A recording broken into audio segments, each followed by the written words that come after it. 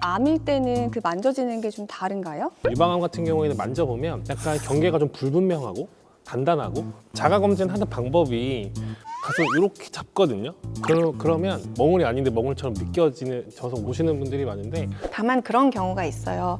안에 넣었던 그런 물질들 때문에 결과가 나가는 경우들이 있거든요. 안녕하세요. 안녕하세요. 여러분, 저희가 2024년을 맞이해서 동탄 CCTV에서 암 특집 시리즈를 준비했습니다. 첫 순서는 유방암인데요. 오늘은 유방암의 검진에 대해서 알아보겠습니다. 교수님들 일단 소개 부탁드립니다. 안녕하세요. 유방영상의학과 임지혜입니다.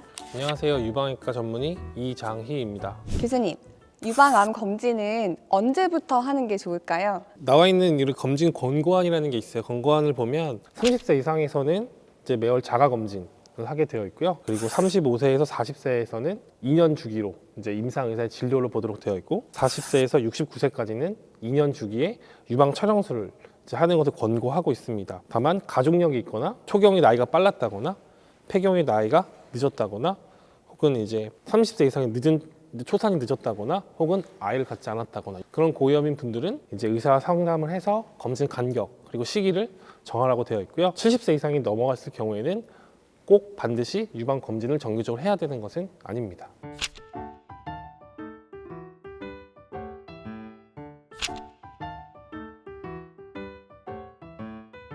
그 자가 검진이 말은 많이 들어봤는데 해본 적이 없는 것 같아요. 방법이 있나요? 이제 방법은 세 가지 순서대로 하시면 되는데, 먼저 첫 번째는 이제 거울을 보고 이제 서서 보셔야 됩니다. 서서 보면 양쪽에 비대칭한 부분이 없는지, 가슴에 어떤 피부가 당겨지거나 하는 모양의 변형이 없는지 확인하시면 되고, 두 번째는 이제 앉거나 서서 골고루 이렇게 눌러보면서 만져지는 혹이 있진 않은지 그런 것들을 확인하시면 되고요. 마지막으로 세 번째는 누워서 혹시 만져지는 종괴가 있는지 그런 것들을 확인하시면 될 것 같아요. 근데 원래 그 생리 주기에 따라 좀 뭉치기도 하고 이게 원래 이렇게 몽글몽글하게 만져지는 조직들이 있긴 하거든요. 그러니까 암일 때는 그 만져지는 게 좀 다른가요? 사실 처음 만져보시는 분들이나 뭐 의사가 아닌 분들은 자가검진을 한다고 바로 알 수 있는 건 아니고, 생리가 끝난 직후부터 한 일주일 계속 반복적으로 집에서 해보시는 게 약간의 변화를 그나마 느낄 수 있는 방법이 되겠고요. 자가검진 하는 방법이 보통 이제 보면은 가서 이렇게 잡거든요.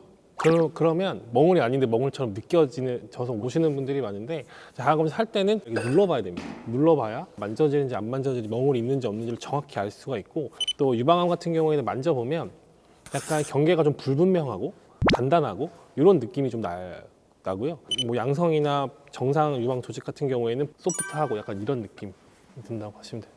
그리고 이렇게 초음파 방에 있다 보면 굉장히 모호하고 주관적인 증상들을 호소하시는데, 문헌에 따르면 통증이 유방암하고 연결되는 경우는 없다고 돼 있기는 하는데, 저희도 그렇게 배우긴 했던 것 같아요. 네, 그런데 통증으로 오시는 많은 분들 중에 또 유방암이 있기 때문에 그런 증상을 다 무시할 수는 없고, 그럴 때마다 오셔서 병원 안에 있는 여러 가지 검사들로 확인을 해 주시는 것으로 충분할 것 같습니다. 그러면 유방암 관련 검사들로는 어떤 게 있나요? 영상의학과적으로는 유방, 아까 말씀드렸듯이 촬영술하고 유방 초음파를 동시에 진행하시게 되는 게 가장 흔한 경우인데요. 받아보신 분들은 알겠지만 가슴 양쪽을 세게 당겨서 눌러서 찍는 엑스레이 촬영술이 되겠고요.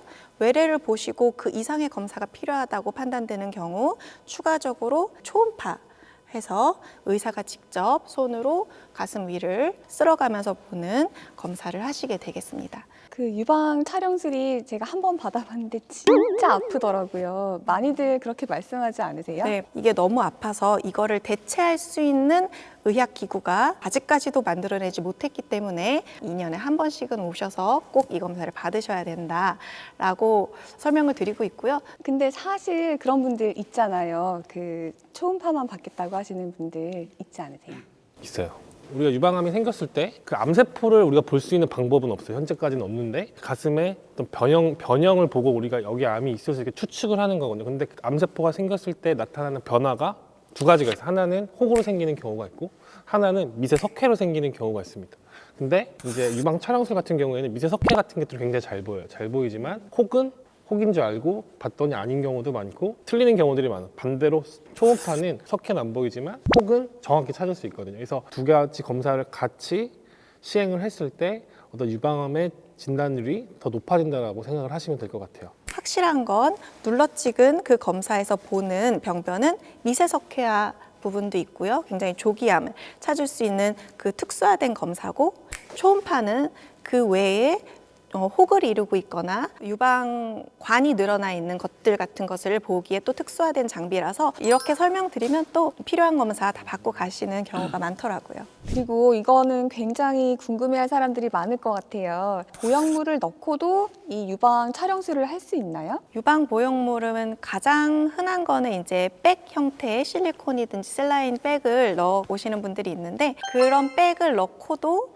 가슴 검사를 할 수 있게 촬영술 기법이 따로 있고요. 그리고 더 아프거나 보형물이 혹시 터지진 않나요? 라고 걱정을 하시는데, 아예 없다고 말씀은 못 드리겠지만 크게 걱정은 안 하셔도 된다고 하고 있고요. 실리콘 백을 넣는 경우도 있지만 다른 걸 넣는 경우도 있잖아요. 지방이나 뭐 여러 가지가 있는 걸로 알고 있는데요. 어떠한 경우라도 유방 촬영을 하는 데는 크게 무리가 없고, 다만 그런 경우가 있어요. 안에 넣었던 그런 물질들 때문에 가려져서 결과가 보류로 나가는 경우들이 있거든요. 이럴 때는 촬영술을 못 한다기보다 했지만 결과가 명확하지 않기 때문에 추가적으로 다른 검사를 해야 된다라고 알고 계시면 되고요.